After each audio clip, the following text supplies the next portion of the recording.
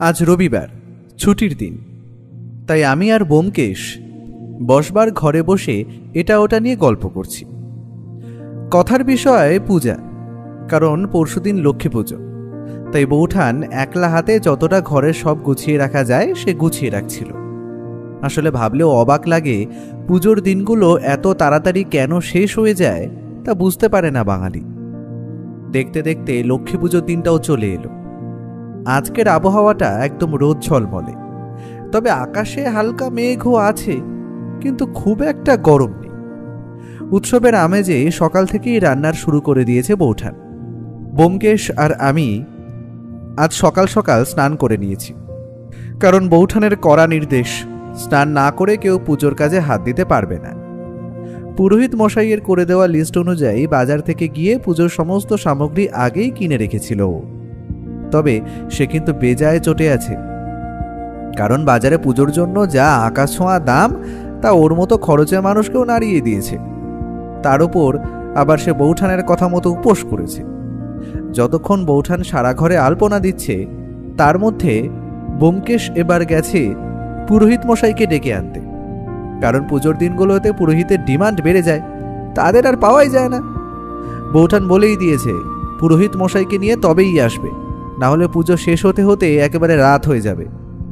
ওইদিকে আমি সন্ধ্যাবেলা আমন্ত্রিত অতিথিদের জন্য যে প্রসাদের আয়োজন করা হয়েছে তার ব্যবস্থা করে দিলাম হাতে হাতে। ইতিমধ্যে নানা রকম কাজের ব্যস্ততার মধ্যে সন্ধে হয়ে গিয়েছে। ব্যোমকেশও পুরোহিত মশাইকে নিয়ে চলে এসেছে। পুরোহিত মশাই পুজোয় বসে পড়ার সাথে সাথেই শঙ্খধ্বনি ও উলু দেওয়ার সঙ্গে সঙ্গে লক্ষ্মীর পাঁচালি পড়ার শব্দ শোনা গেল। পাড়ার অনেক কচিকাচারাও এসেছে, বাইরে অন্যান্য বাড়িতেও শঙ্খধ্বনি শোনা যাচ্ছে। পাঁচালি পড়ে পুজো শেষ করে বৌঠান ওর উদ্দেশ্যে বলল, তুমি আর ঠাকুরপো সবাই মিলে খেতে বসে যাও, আর বাচ্চাগুলোকেও বসিয়ে দাও, বুঝলে? বলে সে রান্নাঘরের দিকে এগোলো। ব্যোমকেশ তার উদ্দেশ্যে বলল, তা তুমিও তো এখন বসে পড়তে পারতে। আমি বসে পড়লে তোমাদের পরিবেশনটা কে করবে শুনি? আমি আর রামু কাকা পরে খাবো, তোমরা সবাই আগে খেয়ে নাও। ইতিমধ্যে দাসবাবু এসে হাজির। দাসবাবু আর কেউ নন, লালবাজারের বড়বাবু, এক কথায় বলা যায় পুলিশের বড় কর্তা। ব্যোমকেশের সাথে ওনার সম্পর্ক অত্যন্ত ভালো হওয়ার কারণে তিনি আমন্ত্রিত। তবে যাই হোক, আজ কিন্তু দাসবাবু একা আসেনি, আজ সে সাথে এনেছে একজন মহিলাকে নিয়ে। বৌঠান ওদের দেখে বসতে জায়গা দিয়ে বলল, দাসবাবু, আপনাকে তো আগেই বলা হয়েছিল একটু তাড়াতাড়ি আসবেন। দেখুন না, কাজ করে আর শেষ করতে পারছি না। আপনি ওনাকে নিয়ে বসে প্রসাদটা নিন, বুঝলেন? কোনো অজুহাত কিন্তু চলবে না। দাসবাবু গলার স্বর একটু নামিয়ে উত্তর দিল, অবশ্যই অবশ্যই, দাঁড়ান পরিচয় করিয়ে দিই। ওনার নাম সোনালী সরকার, যিনি আপনার পতিদেবের কাছে একটি অত্যন্ত রহস্যজনক সমস্যা নিয়ে এসেছেন। উনি একটি মস্ত বড় সমস্যার মধ্যে পড়েছেন, আর ব্যোমকেশের নাম উনি পেপারে পড়েছেন। তাই সমস্যার কথা শুনতেই আমি ওনাকে অনির্বাণের কাছে নিয়ে এলাম। আপনি যে পুলিশের বড় বাবু, তবে ওকে ডাকার কারণটা তো বুঝলাম না। ওনার কেসটা অত্যন্ত জটিল, আর এটা অনেকটাই পরিবার কেন্দ্রিক। সুতরাং তিনি চান না ব্যাপারটা বাইরে বা পুলিশে জানাজানি হোক। সুতরাং তিনি ব্যোমকেশের মতনই একজন গোয়েন্দার তল্লাশি করছিলেন, তাই আমি ওনাকে এখানে নিয়ে এলাম। সেদিন বৌঠানের আর রামু কাকার রান্না করা ভোগের খিচুড়ি, নিরামিষ বাঁধাকপি আর কষা কষা আলুর দম অত্যন্ত তৃপ্তি করে খেল সবাই। সারাদিন উপোস করার দরুন আর নানা কাজে ব্যস্ততার দরুন শরীরটা ক্লান্তই ছিল। তাই সবার ফিরে যাওয়ার পর হালকা প্রসাদ খেয়ে সময় পেল সে দাসবাবু আর তার সাথে আসা মহিলাটির সাথে কথা বলার। এতক্ষণ তারা বৈঠকখানায় বসেই কথা বলছিল তার অপেক্ষায়। আমি আর ব্যোমকেশ সেইখানে গিয়ে বসতেই দাসবাবু বললেন, ব্যোমকেশ, তোমায় তো আগেই ওনার সাথে পরিচয় করিয়ে দিয়েছিলাম। এবার উনিই তোমাকে বলবেন কি কি হয়েছে ওনার সাথে। সমস্যাটি বেশ গুরুতর আর রহস্যজনক একটি চুরির ঘটনা। সোনালী দেবী, এবার আপনি আপনার যা বলার সবটা ব্যোমকেশকে খুলে বলুন। আমার মন বলে এই সমস্যার সমাধান যদি কেউ করতে পারে তা ব্যোমকেশই করবে। নমস্কার, আপনার অনেক কেসের ব্যাপারেই আমি সব জানি। কিভাবে আপনি আপনার তুখর বুদ্ধি প্রয়োগ করে সেগুলোকে সমাধান করেন সেগুলোও জানি। আসলে ব্যাপারটা এতটাই গোপনীয় যে কোনো গোয়েন্দা বা পুলিশের ওপর ঠিক ভরসা করতে পারছি না। তখনই দাসবাবু আমাকে আপনার কথা বলল। একটা ভুল করছেন সোনালী দেবী, আমি গোয়েন্দা নই, আমি সত্যান্বেষী। সুতরাং আমার কাজ হলো সত্য অনুসন্ধান করা। ঠিক আছে, আপনি এরপর এগুন, আপনার সমস্যাটা আমায় খুলে বলুন। দাসবাবু যখন নিয়ে এসেছেন না আপনাকে, তার কথা তো আর ফেলে দিতে পারি না। হ্যাঁ, ঘটনাটা না সত্যি খুব অদ্ভুত। ঘটনার সূত্রপাত প্রায় আজ থেকে 3 দিন আগে। তাহলে সবটা আপনাকে খুলে বলি। আসলে আমরা মোট মিলিয়ে 3 বোন। সব থেকে বড় বোনের নাম হলো রূপা, আর আমার ছোট বোন রাইমা। তার মানে আপনি মেজো, তাই তো? তারপর বলুন। হ্যাঁ, একদম ঠিক বলেছেন। এবার সব থেকে বড় কথা হলো, আমার মা প্রায় আজ থেকে 3 বছর আগে মারা যান। বাবা অনেক আগেই চলে গিয়েছিলেন, তবে আমাদের পরিবারে মায়ের একটা অত্যন্ত মূল্যবান সম্পদ ছিল। আজকের দিনে সেটার দাম প্রায় 10 থেকে 12 লক্ষ টাকারও বেশি। আর সেটা হলো আমার মায়ের একটা 7 নলি হীরার হার। এবং ওই হারটা অদ্ভুতভাবে চুরি হয়ে গিয়েছে আমাদেরই বাড়ি থেকে। এবার উদ্ধার করুন। ওই হার না পেলে আমি কি করবো আমি জানি না। আমার বোনরা আমাকে সর্বশান্ত করে দেবে। সে চুরি হয়েছে ঠিক আছে, মানলাম, কিন্তু আপনি আপনার বোনেদের ব্যাপারে এমন কথা বলছেন কেন সেটা তো বুঝলাম না। আর আপনি কি সে হার চুরির ব্যাপারে কাউকে সন্দেহ করছেন? আমার তো কিছু মাথায় ঢুকছে না, কিভাবে চুরিটা হলো আমি বুঝতে পারছি না। প্রথম কথা হলো, এই মূল্যবান হীরার হারটা রাখা ছিল আমারই আলমারির দেরাজে, আর সেই আলমারির চাবি থাকতো আমার কাছে। আমার লুকোনো জায়গায় কি করে সেটা চুরি হয়ে যাবে? আর আপনি আমার বোনদের চেনেন না। তারা যদি জানতে পারে যে মায়ের ওই হারটা চুরি হয়ে গেছে, তারা সবকিছু কেড়ে নেবে আমার থেকে, মায়ের শেষ ইচ্ছা অনুযায়ী। তার মানে আপনি বলছেন আপনার মায়ের কোনো শেষ ইচ্ছা ছিল এই হীরের হারটি নিয়ে, তাই তো? হ্যাঁ, আমার মা মৃত্যুর সময় শয্যায় চেয়েছিলেন যে আমরা 3 বোন যেন ওই হারটা সমানভাবে নিজেদের যত্নে রাখি। তাই তিনি একটা শর্ত দিয়ে গিয়েছিলেন, ওই হারটা আমাদের 3 জনের কাছে বছরে 4 মাস করে করে থাকবে।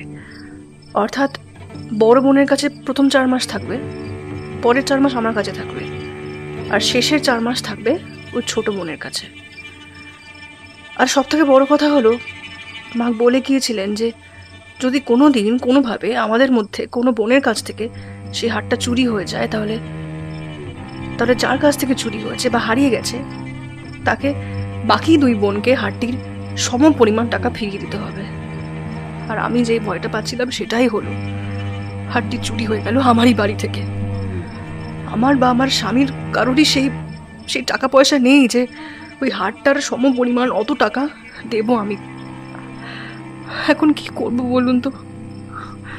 আপনি দয়া করুন, দয়া করে যেখান থেকে পারেন যেভাবে হোক হারটা আমায় খুঁজে দিন, না হলে আমার পরিবার যে পথে বসবে। আর আপনি কি সেই হার চুরির ব্যাপারে কাউকে সন্দেহ করছেন? আমার বাড়িতে খুব একটা বাইরের লোক আসে না। আমার স্বামী অত্যন্ত ছাপোষা মানুষ, যতটা উপার্জন হয় তার সবটাই খরচ হয়ে যায়। তিনি সারা সপ্তাহে শহরে থাকেন, আর শনি রোববারটা ছুটিতে বাড়িতে আসেন। আর আমার বাড়িতে থাকে আমার ছেলে আর আমার একমাত্র মেয়ে। আমি তো বুঝতেই পারছি না কিভাবে হারটা চুরি হয়ে গেল। তবে 1 সপ্তাহ আগে আমি যখন বাজার দিয়ে ফিরছিলাম, তখন খুব অদ্ভুতভাবে আমার বাজারের ব্যাগে একটা কাগজের টুকরো কেউ ফেলে দিয়ে যায়। বাড়িতে ফিরে যখন কাগজের টুকরোটা দেখি, বললে বিশ্বাস করবেন না, বুঝতে পারি যে সেটা একটা হুমকির চিঠি। সেখানে লেখা ছিল, সাবধান, বিপদ আসন্ন। তখন আমি সেটাকে গুরুত্ব দিইনি, আমি ফেলে দিয়েছিলাম। এখন বুঝতে পারছি সেটাকে আমার ফেলে দেওয়া উচিত হয়নি এইভাবে। আজ হচ্ছে মঙ্গলবার, অর্থাৎ যে সময় বাড়ি থেকে হীরের নেকলেসটি চুরি যায় তখন আপনার বাড়িতে উপস্থিত ছিলেন আপনার স্বামী, মেয়ে আর ছেলে, তাই তো? হ্যাঁ, ঠিক তাই। তবে রোববার দিন আমার বাড়িতে আমার ছোট বোন এসেছিল সেই হীরের নেকলেসটা তার সঙ্গে নিয়ে যাওয়ার জন্য। কারণ সেই হারটি আমার কাছে 4 মাস ছিল। এবার ছোট বোনের সেটা নিয়ে যাওয়ার জন্য সময় উপস্থিত হয়ে গেছিল। আর যেদিন নেকলেসটা দেওয়ার জন্য ছোট বোনের সামনেই আমি আলমারিটা খুলি, তখন দেখতে পাই যে আর সেটা নেই ওখানে। তখনই দেখতে পাই যে সেটা আর নেই ওখানে। আপনার বোন সেই নেকলেসটি না পেয়ে কি কোনোভাবে আপনাকে অপমান করেছিল? সে আর বলতে, ওকে তো আপনারা চেনেন না। যখনই সেই হীরের হারটা আলমারিতে উপস্থিত নেই দেখলো, তখনই আমার স্বামীকে গরিব হওয়ার জন্য এটা ওটা সেটা কত কথা শোনালো। আর এটাও জানালো যে আমি নাকি লুকিয়ে সেই হীরের নেকলেসটা আমার স্বামীকে বেচার জন্য দিয়েছি। কিন্তু বললে বিশ্বাস করবে না, আমাদের টাকার উপর লোভ নেই কোনো। কিন্তু চুরি হয়েছে দেখেই বোন জানিয়ে দেয় যে মায়ের শর্ত অনুযায়ী যদি 1 সপ্তাহের মধ্যে আমি হীরের নেকলেসটা না উদ্ধার করতে পারি, তবে তার সমপরিমাণ টাকা 2 বোনকে দিতে হবে। এখন আমি কি করব বলুন তো? সবটাই বুঝতে পারলাম, ঠিক আছে, আমি ব্যাপারটা খুঁটিয়ে দেখব। তবে আমাকে আপনার বাড়ি যেতে হবে, আর কোথা থেকে চুরি হয়েছে এবং হীরের নেকলেসটি কোথায় রাখা ছিল সবটাই কিন্তু আমার দেখা দরকার। আর প্রয়োজন পড়লে আপনার বাড়ির ছেলে মেয়ে এবং স্বামীর সঙ্গে কথা বলে দেখব।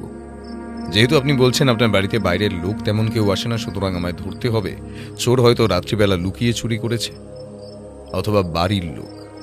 এক্ষেত্রে আপনাদের পরিবারের সবার সাহায্য কিন্তু আমার দরকার। আপনি যা ইচ্ছে করুন, কিন্তু যে করে হোক সেই হীরের নেকলেসটা আমাকে খুঁজে দিন। কারণ যদি না পাই এটা আমি, তাহলে আমাদের পরিবার ভেসে যাবে। আপনি কালকে আমার বাড়ি আসুন না, আমার ছেলে মেয়ে দুজনেই বাড়িতে থাকবে। আপনি সব কথা খুঁটিয়ে বলতে পারবেন। আপনাকে অসংখ্য ধন্যবাদ। আমার এই খারাপ দিনেও পাশে থাকার জন্য অসংখ্য ধন্যবাদ। আজ তাহলে উঠি, কেমন? ঠিক আছে, আমার তো এখন হাতে তেমন অন্য কেস নেই, সুতরাং আমি চেষ্টা করব সকাল সকালই 10টা-11টার মধ্যে আপনার বাড়ি গিয়ে সবটা খুঁজে দেখার। ভদ্রমহিলা নমস্কার করে উঠে দাঁড়ালেন। এর মধ্যে দাসবাবুও উঠে বেরিয়ে গেলেন। কেসটা অত্যন্ত অদ্ভুত না ব্যোমকেশ? প্রথমে কিন্তু একটা হুমকি চিঠি, তারপর বাড়ি দিয়েই হঠাৎ হীরের নেকলেসটা উধাও হয়ে যাওয়া। তুমি সবটাই তো শুনলে, কি বুঝলে? কাকে সন্দেহ করছো? ব্যোমকেশ একটু হাসি মুখে বলল, এখনো সেসব বলার কোনো জায়গা খুঁজে পাইনি ভাইয়া, সুতরাং ওনার বাড়ি গিয়ে না পড়লে সবটা বলা অসম্ভব। তবে সন্দেহের চোখে তো সবাইকেই দেখতে হবে। আরে মজা করো না তো, কি বুঝলে তুমি সেটা বলো। আমার মাথায় তো কিছুই আসছে না। দেখো, এতক্ষণ যতটা শুনলাম সবাইকে সন্দেহের তালিকায় ফেলা যেতেই পারে। যেমন ধরো, এই মহিলার 2 বোন আছে।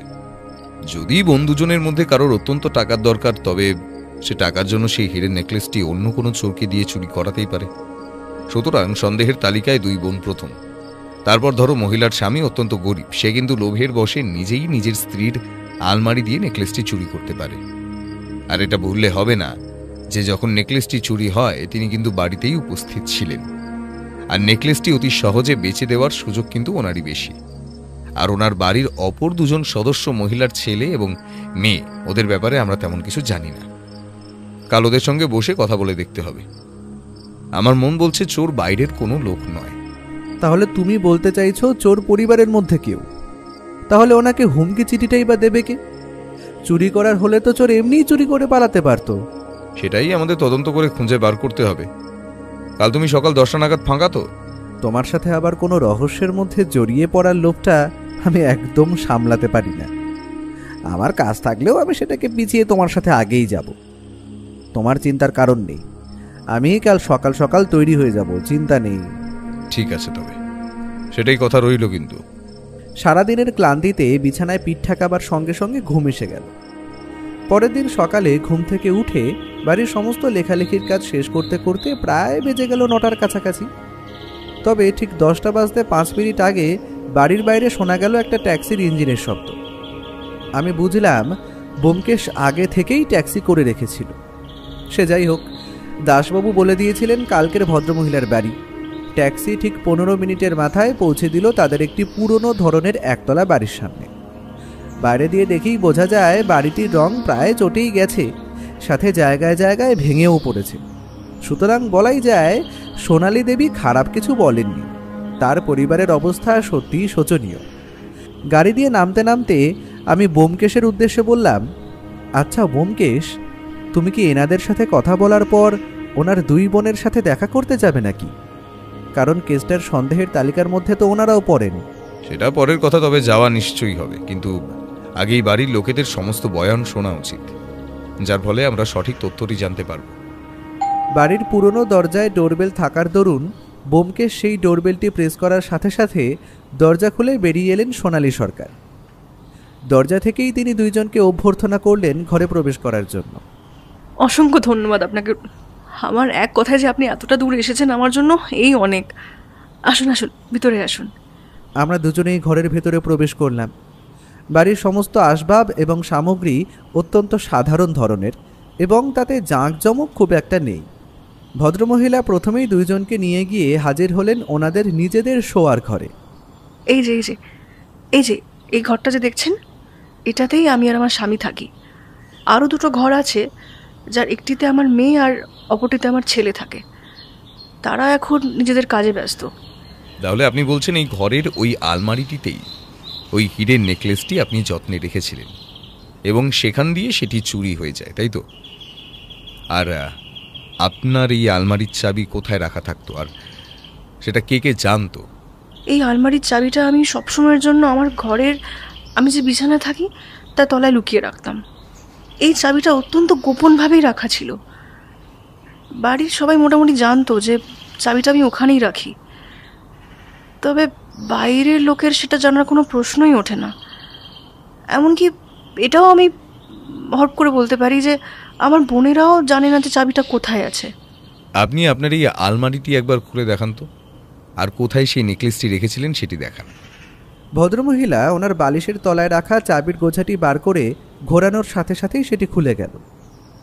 আলমারির ভিতরটা বেশিরভাগ জামাকাপড়ই ঠাসা, অপরদিকে ওপরের অংশে বেশিরভাগ রয়েছে পুরনো কাঁসার বাসনপত্র। আসলে পুরনো দিনে এই সমস্ত বাসনগুলিকে তুলে রাখা হতো। ভদ্রমহিলা এবার অঙ্গুলি নির্দেশ করলেন একটি ছোট্ট লকারের দিকে। সেটিতে চাবি দেওয়ার সাথে সাথেই খুলে গেল এবং তিনি সেখান থেকে বার করে আনলেন একটি লাল রঙের ভেলভেটের বাক্স এবং সেটি খুলে ওনাদের সামনে মেলে দিয়ে বললেন, এই বাক্সের মধ্যে রাখা ছিল আমার মায়ের সে অত্যন্ত দামি হীরার নেকলেসটি, যেটাকে আমি শেষ দেখেছিলাম শনিবার।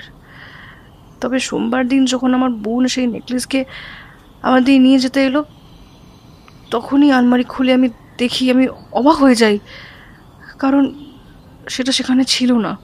ব্যোমকেশ এগিয়ে গিয়ে সম্পূর্ণ লকারটি ভালো করে একবার খুঁজে দেখল। তারপর সেই লাল রঙের ভেলভেটের বাক্সটা খুলে দেখল। সে যে কতটা কি বুঝলো তা সে নিজেই জানে। এবার সে একটু ঘরের জানলাটির দিকে এগিয়ে গিয়ে সেইখান দিয়ে উকি মেরে দেখল একটা পাইপ বেয়ে গেছে সেইখান থেকে। জানলা দিয়ে চোরের প্রবেশের কোনো আশাই নেই, কারণ সেখানে রয়েছে বড় বড় জং ধরে যাওয়া লোহার রড। এবার সে উত্তেজিত হয়ে বলল, আচ্ছা সোনালী দেবী, আমাকে আপনি একটা কথা বলুন তো। আপনার বাড়ির ছাদ তো আমরা দেখলাম বাইরে দিয়ে, উপরের দিকে সেটিতে ন্যাড়া, সুতরাং সেই ছাদে কি আপনারা যাতায়াত করেন? না না, এই ছাদের দরজা যে কতকাল বন্ধ আর খোলা হয়নি, প্রায় 1 বছরের উপর হবে। সেখানে আমার স্বামী একটা তালা ঝুলিয়ে রেখেছে, সুতরাং সেখান দিয়ে তো চোর আসার কোনো সম্ভাবনাই নেই। আচ্ছা ঠিক আছে, তবে আপনি একটা ব্যবস্থা আমাকে করে দিন। আপনি আপনার ছেলে মেয়েদের ঘরে আমাকে নিয়ে চলুন, আমি তাদের সঙ্গে বসে একটু সময় কথা বলতে চাই। সোনালী দেবী একটু ইতস্তত করে বললেন, ঠিক আছে আসুন, তবে প্রথমেই আছে মিনুর ঘর, তার সাথে আগে কথা বলে নিন। ছেলেটা আমার একটু বদমেজাজি, ওর সাথে কথা বলার সময় একটু বুঝে শুনে কথা বলবেন। হ্যাঁ। ব্যোমকেশকে সাথে নিয়ে সোনালী দেবী সেই ঘর থেকে বেরিয়ে বাইরের অপর একটি ঘরের দিকে এগিয়ে গেল। ঘরটি অত্যন্ত ছোট হলেও সেটি অত্যন্ত সুন্দরভাবে গোছানো, আর এটা যে কোনো কম বয়সী মেয়ের ঘর হবে সেটা আর বলে দিতে হয় না। ব্যোমকেশ ঘরে প্রবেশ করার সাথে সাথেই সোনালী দেবীর মেয়ে মিনু বলল, মা, উনি কে? তুমি কি দিদুর হীরের নেকলেসটি চুরি হওয়ার ব্যাপারে ওনার সাহায্য নিচ্ছ? হ্যাঁ মিনু, উনি একজন সত্যান্বেষী বা গোয়েন্দা, অত্যন্ত বুদ্ধিমান। এর আগেও বহু কেস তিনি সমাধান করেছেন। উনি যা যা জিজ্ঞেস করবেন তার সঠিক উত্তর দেবে, তাতে ওনার কাজের সুবিধা হবে। আমাকে প্রশ্ন করে কি লাভ মা? আমি তো আর সেই হীরের নেকলেসটি চুরি করিনি। আমি তোমার কাছে কতবার সেই নেকলেসটি পরবো বলে চেয়েছিলাম, তুমি তখনই আমাকে দাওনি। তাহলে কি আমি চুরি করতে যাব? মিনু, তোমাকে কিন্তু চোর বলা হচ্ছে না। আমি শুধু যা যা জিজ্ঞাসা করব সেটার সঠিক উত্তর দাও। তাহলেই আসল অপরাধী ধরা পড়বে। আচ্ছা ঠিক আছে, বলুন কি জানতে চান? আচ্ছা, তুমি বলছো তুমি তোমার মায়ের কাছে ওই হীরের নেকলেসটি পরার জন্য চেয়েছিলে, তখন তোমার মা দেয়নি, তাই তো? অত দামি একটি হীরের নেকলেস নিয়ে তুমি কি করতে মিনু? খুবই সহজ। আসলে কয়েকদিন আগে আমার একটা বন্ধুর বার্থডে পার্টি ছিল, আর সেখানে আমন্ত্রিত ছিলেন শহরের মানে অনেক বড় বড় মানুষ। আর সেখানে আমন্ত্রিত ছিলেন প্রখ্যাত সিনেমা পরিচালক রাজীব লাহা। আমি ওনার দৃষ্টি আকর্ষণ করতে চেয়েছিলাম, আর ওনার দৃষ্টি আকর্ষণ করতে পারলে আমি হয়তো সিনেমায় হিরোইনের পার্টও পেয়ে যেতাম। আর অত সুন্দর আর দামি একটা হীরের নেকলেস পরে গেলে সবাই আমার দিকেই তাকিয়ে থাকতো। কিন্তু আর কি করার, মা তো আমায় দিল না। ওই জিনিস তো লকারে পড়ে পড়েই ঘুম খায়। একদিন দিলে কি এমন মহাভারত অশুদ্ধ হয়ে যেত? আচ্ছা মিনু, সেটা বুঝলাম। তুমি কি জানতে মায়ের ঘরের আলমারির চাবি কোথায় থাকে? হ্যাঁ, সে আবার জানবো না কেন? আমাদের বাড়ির সবাই জানে মা যে ঘরে ঘুমায় তার বিছানার বালিশের নিচেই রাখে সেটা। আচ্ছা বুঝলাম। তা তুমি কি কাউকে সন্দেহ করো কেউ চুরিটা করতে পারে আর কি? ওসব আমি জানি না। আমি তো নিজের কাজেই ব্যস্ত থাকি। সারাদিন বই আর ম্যাগাজিন আর নিউজ পেপার পড়ি। আমার দিন এভাবেই কেটে যায়, তাই বাইরের দিকে নজর দেওয়ার অতটা সময় হয় না আমার। ব্যোমকেশ পুরো ঘরটা একবার চোখ বুলিয়ে নিল। এদিক ওদিক সাজানো আছে অনেক ধরনের বই, আর সব থেকে আশ্চর্য হলো কিছু নিউজ পেপার পড়ার টেবিলের উপরেই রাখা রয়েছে। অর্থাৎ মেয়েটি মিথ্যে কথা বলছে না। তারা বেরিয়ে এলো মিনুর ঘর ছেড়ে। মিনুর ঘরের পাশের একটি ঘরের দরজা বন্ধই ছিল। সোনালী দেবী এগিয়ে গিয়ে বন্ধ দরজায় ঠকঠক করে কড়া নাড়তেই একটি গম্ভীর কণ্ঠস্বর ভেসে এলো। বলেছি না আমাকে বিরক্ত করবে না। কি হয়েছে, কি চাই? একবার দরজাটা খোল বাবা, দুজন এসছেন, তোর সাথে ওনাদের কিছু কথা আছে। আমার কারোর সাথে কোনো কথা নেই। আমি যখন তোমার কাছে 3 লাখ টাকা চেয়েছিলাম ব্যবসা করব বলে, তখন কি তুমি দিয়েছিলে? তোর বাবার অবস্থা তো তুই জানিসই। এই মুহূর্তে তোকে কোনো টাকা দেওয়া সম্ভব না আমাদের পক্ষে। বাবা, আমার মুখ রাখতে এবার অন্তত দরজাটা খোল। এই কথাটা বলার সাথে সাথেই মনে হলো যেন ভেতরের মানুষটির বুকে গিয়ে কথাটি লেগেছে। প্রায় খানিকক্ষণ পরে দরজাটি খুলে গেল। ভেতরে দাঁড়িয়ে আছে একজন বয়স 23-24-এর যুবক, যার মুখে বিরক্ততার ছাপ স্পষ্ট। সোনালী দেবী বললেন, বাবা, তুই তো ভালো করেই জানিস যে আমাদের হীরের নেকলেসটা চুরি হয়ে গেছে, আর উনি একজন গোয়েন্দা। তুই দয়া করে সঠিক সঠিক উত্তরটা দে, তাতে আমাদেরই সুবিধে। আমরা তাড়াতাড়ি খুঁজে বের করতে পারবো নেকলেসটা। সঞ্জীব সরকার কটমট করে তাকিয়ে দেখে বলল, তোমার কি আমাকে দেখে চোর বলে মনে হয়? এমনিতেই আমাকে ব্যবসার জন্য টাকা দাওনি, আর অপরদিকে আবার আমাকে চোর বলে সাব্যস্ত করছো। আমি তোমাদের কোনো উত্তর দিতে পারবো না। তোমরা যা করবে করে নাও। বলে ছেলেটি ঘর ছেড়ে বেরিয়ে গেল। সোনালী দেবীর মুখটা লজ্জায় লাল হয়ে উঠেছে তখন। ব্যোমকেশ পুরো ঘরটা একবার ভালো করে চোখ বুলিয়ে নিল। এ ঘরে বইয়ের কোনো চিহ্নই নেই, আর সারা ঘরে সাধারণ অগোছালো জামাকাপড় এদিক ওদিক পড়ে আছে। ব্যোমকেশ অত্যন্ত শান্তভাবে সোনালী দেবীর উদ্দেশ্যে জিজ্ঞাসা করল, আচ্ছা, আপনার মেয়ের তো দেখলাম অনেক বই পড়ার শখ রয়েছে, সেটা কি আপনার ছেলের নেই? পড়াশোনা করবে আবার সঞ্জীব? ও ছোট থেকেই এরকম বদমেজাজি। তবে ওর একটাই স্বপ্ন, বড় ব্যবসায়ী হবে। তার নাকি 3 লক্ষ টাকা চাই। আমাদের মতো মানুষের পক্ষে দেওয়া সম্ভব বলুন তো? ব্যোমকেশকে একটা কাগজের মধ্যে সোনালী দেবী ওনার বোনের বাড়ির ঠিকানা এবং ফোন নাম্বার লিখে দিলেন। ব্যোমকেশ ওনার উদ্দেশ্যে বলল, ঠিক আছে, আজ তাহলে উঠি। আমার এই কেসটা নিয়ে একটু ভেবে দেখতে হবে, তবে আমার মন বলছে চোর বাইরের কেউ নয়। নমস্কার। আমি আর ব্যোমকেশ বেরিয়ে আসলাম ওনার বাড়ি থেকে। রাস্তায় হাঁটতে হাঁটতে আমি বললাম, ব্যোমকেশ, এখন তো দেখছি কেসটা অত্যন্ত ঘোরালো হয়ে উঠেছে। দেখো, কাউকে কিন্তু ফেলে দেওয়া যায় না, কারণ সোনালী দেবীর মেয়ের সেই নেকলেসটি পরার লোভ ছিল। অপরদিকে সোনালী দেবীর স্বামী গরিব এবং তার ছেলে ব্যবসা করতে চায়, তার জন্য চাই টাকা। তাদের নজরও কিন্তু নেকলেসটির উপর ছিল। তবে ওনার ছোট বোনের ব্যাপারে আমরা খালি কিছু জানি না। তাহলে তোমার কি মনে হচ্ছে চুরিটা কে করতে পারে? কেসটা নিয়ে একটু ভাবার দরকার আছে। এখানে কিন্তু আন্দাজে ঢিল ছোড়া যায় না। আমাদের প্রমাণ সহ চোরটিকে ধরতে হবে এবং নেকলেসটিও উদ্ধার করতে হবে। দেখা যাক, এখন বেলা হয়েছে, সুতরাং আমরা বিকেলে সোনালী দেবীর বোনের সঙ্গে একবার গিয়ে কথা বলে আসব। তারপরে সিদ্ধান্ত নেওয়া যাবে। আমরা তখনের মতো বাড়ি ফিরে আসলাম। তবে বিকেলের দিকে যে সোনালী দেবীর বোন অর্থাৎ রাইমা সেনের বাড়ি যেতে হবে সেটা আগে থেকেই ঠিক করে রাখা ছিল।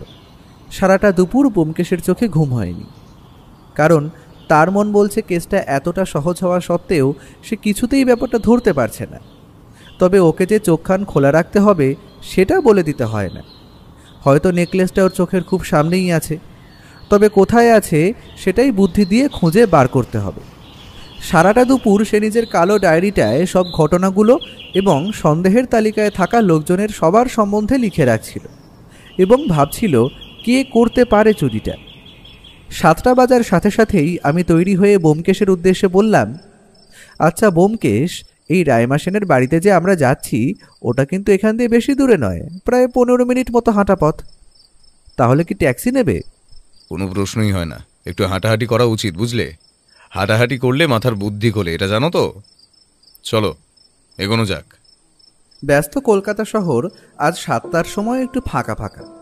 তার কারণ হয়তো লক্ষ্মী পুজোর পরের দিন অফিস ছুটি থাকে, না হলে এতক্ষণে রাস্তায় লোকজন গিজগিজ করে সর্বত্র।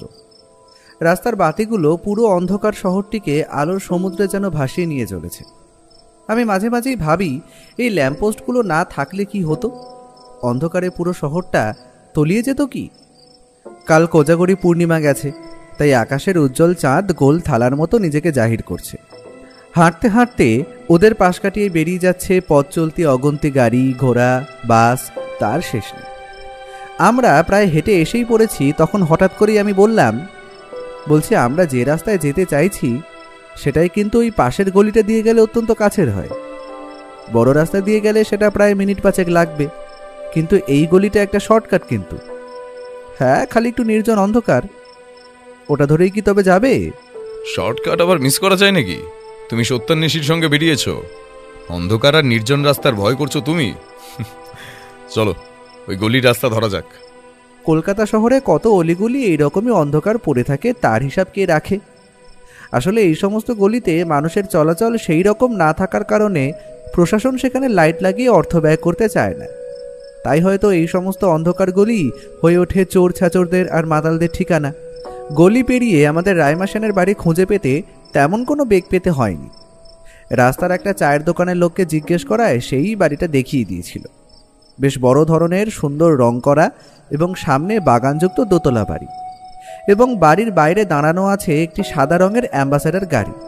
সুতরাং বলা যায় রাইমা সেনের অবস্থা তার দিদির মতো নয়, বরং তাকে ধনীই বলা চলে। সে যাই হোক, কথা তো বলে দেখতে হবে আমাদের। এগিয়ে গেলাম আমরা, গেট ঠেলে বাড়ির সদর দরজা দিকে এগোলাম। বাইরের কলিং বেল টিপতেই দরজা খোলার শব্দ শোনা গেল। দরজা খুলে আমাদের সামনে যে এসে দাঁড়ালো তিনি যে রাইমা সেন তার বলে দিতে হয় না, কারণ ওনার মুখ অনেকটাই ওনার দিদির সাথে মিলে যায়, এমনকি মহিলার শরীরের গঠনও প্রায় নিজের দিদিরই মতো। ব্যোমকেশ নমস্কার করে তার পরিচয় দিয়ে বলল, নমস্কার, আমি সত্যান্বেষী। কথাটা শেষ করার আগেই ভদ্রমহিলা বললেন, হে আমার কি সৌভাগ্য, আপনি স্বয়ং আমার বাড়িতে। আমি আমি তো ভাবতেই পারছি না আপনাকে কে না চেনে বলুন তো। আগের যে শিশু কিডন্যাপিং কেসটায় আপনি যেভাবে বাচ্চাগুলোকে বাঁচিয়েছিলেন, কি বলি আর। আসুন আসুন, আপনারা ভিতরে আসুন। আমি আর ব্যোমকেশ ওনার পেছন পেছন এগিয়ে গেলাম বাড়ির সামনের বৈঠকখানার দিকে। চারিদিকে দামি দামি ফুলদানি ও নানা শৌখিন দ্রব্য ছড়িয়ে ছিটিয়ে আছে বসার ঘরে। এনারা যে অবস্থাপন্ন তা আর বলে দিতে হয় না। আমি একবার মনে মনে ভাবলাম, এত বড় লোক হয়েও কি রাইমা সেন তার গরিব দিদির থেকে চুরি যাওয়া নেকলেসটার টাকা নেবেন? এইসবই ভাবছি, তখনই রাইমা সেন বললেন, আপনি কি মনে করে আমার বাড়িতে, মানে কি হয়েছে? আমি তো কিছুই বুঝতে পারছি না। হ্যাঁ হ্যাঁ, হয়েছে হয়েছে। আপনার দিদি অর্থাৎ সোনালী দেবীর বাড়ি থেকে ওই আসছি আমরা। ওনার বাড়ি থেকে যে আপনার মায়ের মূল্যবান হীরের নেকলেসটি চুরি গেছে, আমি ওটারই তদন্ত করছি এবং তদন্তের দিকে অনেকটাই অগ্রসর হয়েছে। তবে তদন্তের প্রয়োজনে আপনার সঙ্গেও কথা বলা দরকার ছিল, তাই আর কি। আচ্ছা আচ্ছা, বুঝলাম। তবে আপনি আমার অবস্থা দেখে যদি ভেবে থাকেন আমি ওর দিয়ে কোনো টাকাই হয়তো নেব না, তাই তো? তাহলে আপনি কিন্তু ভুল ভাবছেন। যে হীরের নেকলেসটি ছিল ওটির আজকালকার দিনে প্রায় 10 লক্ষের উপরে কিন্তু দাম। আর সেটা আমাদের 3 বোনেরই সম্পদ। মা মৃত্যুশয্যায় আমাদের সেটা দিয়ে গিয়েছিলেন। আমার তো মনে হয় দিদি নিজের দারিদ্র দশা ঘোচাবার জন্য ওই নেকলেসটি নিজেই সরিয়ে রেখেছে আর গরিব আবার ওই নাটক করছে। আর দিদির স্বামী মানে জামাইবাবু অতটাও ভালো মানুষ নয়, আমরা সবটাই জানি। আগে তো প্রচন্ড মদ খাওয়ার অভ্যেস ছিল, জুয়াও খেলতে শুনেছি। দেখুন, হয়তো সেই জুয়ায় অনেক টাকা দেনা করে ফেলেছে, তাই হয়তো সে টাকা মেটাবার জন্য দিদির অজান্তেই মায়ের নেকলেসটা চুরি করে। আপনি যে এই তথ্যটা দিলেন এটা দেওয়ার জন্য অত্যন্ত ধন্যবাদ। আমি এই ব্যাপারটা জানতামই না। তবে আপনার কি মনে হয় আপনার দিদি ওই নেকলেসটি লুকিয়ে রাখতে পারে? দেখুন, আমার কাছে সবটাই ধোঁয়াশা। তবে হ্যাঁ, ও যদি মনে করে ওই নেকলেসটা নিজে বেচে দিয়ে পুরো টাকাটাই নিজে আত্মসাৎ করবে, সেটা কিন্তু একদম ভুল। আমরা 2 বোন ছেড়ে কথা বলবো না। হ্যাঁ, আমি তো সব সময় দিয়েই এসেছি। 1 সপ্তাহের মধ্যে যদি ওই হীরের নেকলেসটা ও খুঁজে দিতে না পারে, সে যে করেই হোক ওকে তার টাকাটা শোধ করতেই হবে। তা রাইমা, সোনালী দেবী তো আপনার দিদি, আপনার কি ওনার উপর একটু মায়া হচ্ছে না? ধরুন যদি হীরের নেকলেসটি কোনো বাইরের লোকই চুরি করেছে, আর এমন সময় ওনাদের পারিবারিক অবস্থাও সেরকম ভালো না, আমি নিজে গিয়ে দেখেছি, তবে উনি টাকা কি করে শোধ করবে বলুন তো? দেখুন, আমার মন বলে নেকলেসটি বাইরের লোক কিন্তু কেউ চুরি করেনি। কারণ বাড়িতে 3 জন মানুষ, দিদি, দিদির ছেলে আর দিদির মেয়ে, 3 জনই বেশিরভাগ সময় বাড়িতেই থাকেন। তার মধ্যে চোর এসে আলমারি খুলে হীরের নেকলেসটা নিয়ে যাবে আর কেউ জানতেও পারবে না? এটা হয় না কি আবার? সে যাই হোক, আমার সিদ্ধান্ত একটাই, 1 সপ্তাহের মধ্যে বিচার হবে।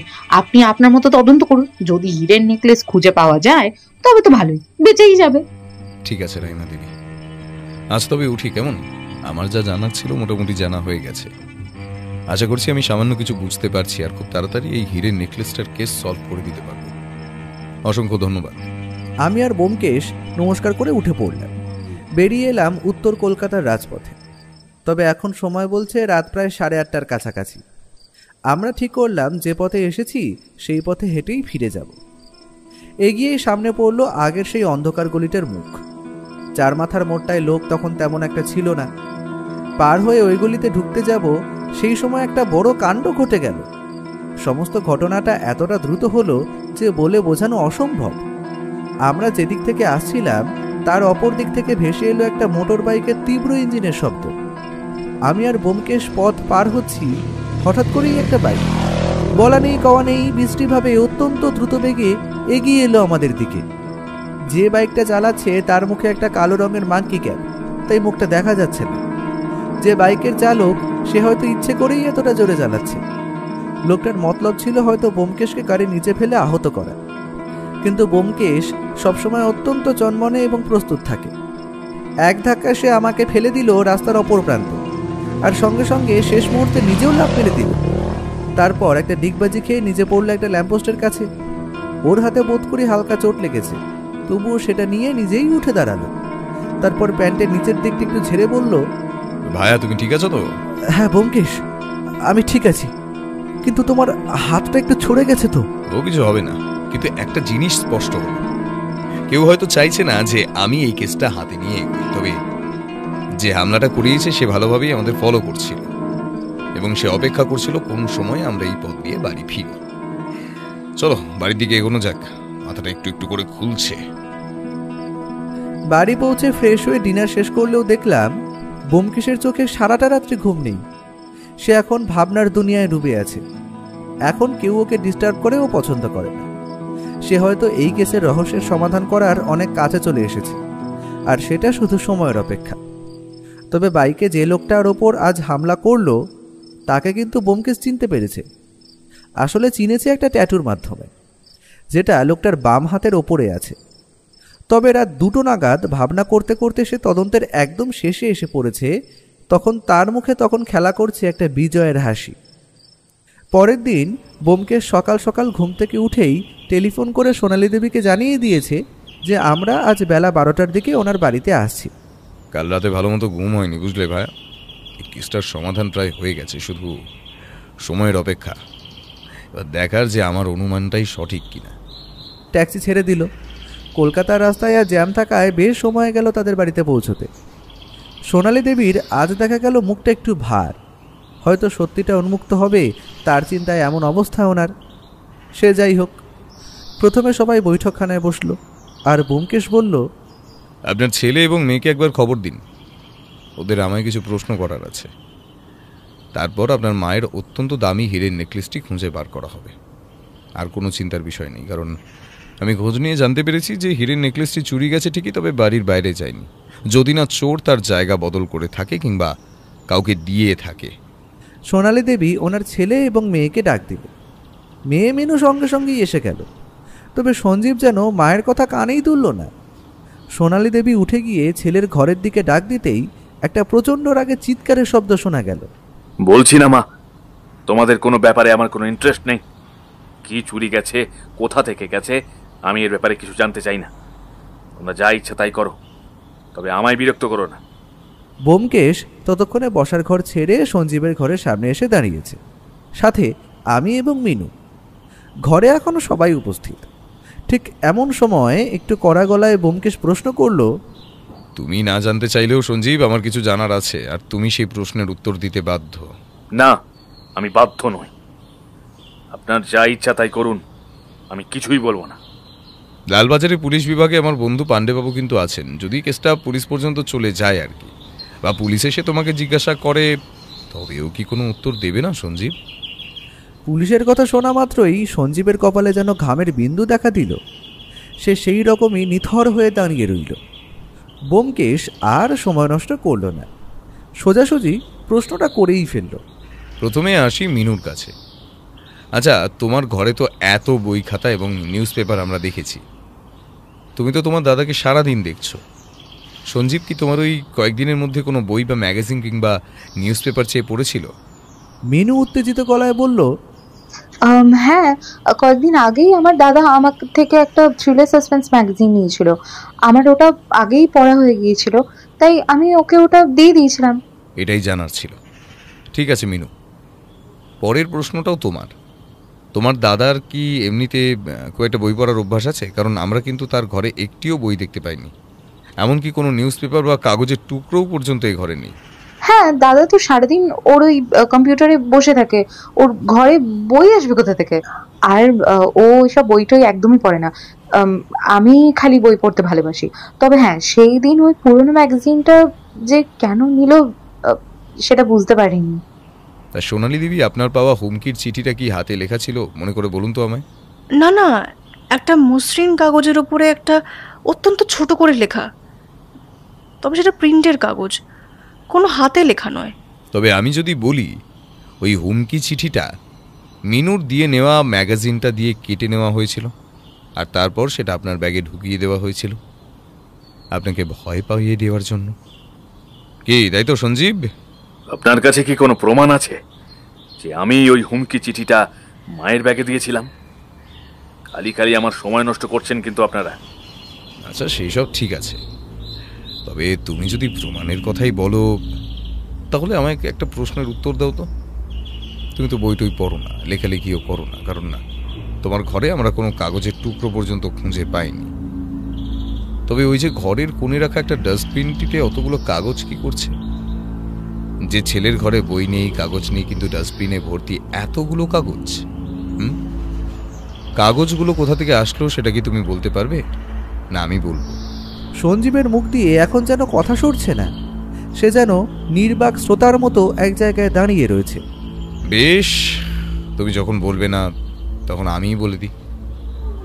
ওই ডাস্টবিনে যতগুলো কাগজ রয়েছে সবটাই মিনুর কাছ থেকে নেওয়া ম্যাগাজিনের ছেঁড়া অংশ, এবং কাগজগুলিকে ওইভাবে একসঙ্গে দলা মোচড়া করে রাখা হয়েছে যাতে সেটা কারোর নজর না কাড়ে, তাই তো?